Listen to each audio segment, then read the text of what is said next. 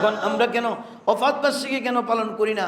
এই প্রশ্নটা সবার কাছে আসছে যে মাজিউন নবী কেন পালন করেন না, ওফাতুন নবী সাল্লাল্লাহু কেন পালন করেন না?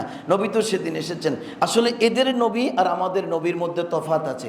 যিনারা এই মুনাফিকগুলো সে কথা বলে, এনাদের নবী কিন্তু 570 খ্রিস্টাব্দের পরে আবার এসে 63 বছর হায়াতে জিন্দেগি পাবার পরে 12 রবিউল আউয়াল শরীফে এনাদের নবী মইরা গেছে।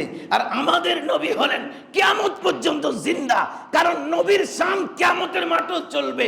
আমরা এমন এক নবীকে নবী মানি যিনি সদা সর্বদা রোজা পাকে হায়াতুন নবী।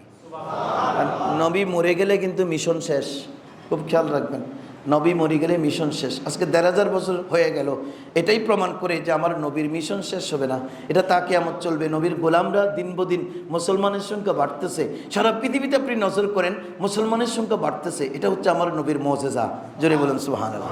অন্য নবীদের সংখ্যা কমবে, আমার নবীর সংখ্যা বাড়বে যত দিন যাবে।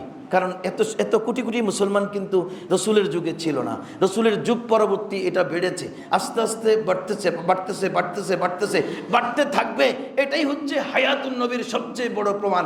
কারণ নবী মরে গেলে আর কোনো উম্মত সেখান থেকে পাওয়ার খুঁজে পাবে না। আর আমার নবী যেহেতু হায়াতুন নবী, রওজা পাক থেকে এমন এখনো আমাদেরকে মোটিভেট করতেছে, এখনো আমরা ঈমানের উপরে শক্ত এবং মজবুত। এটাই হচ্ছে আমার নবী হায়াতুন নবীর সবচেয়ে বড় প্রমাণ। জোরে বলুন সুবহানাল্লাহ।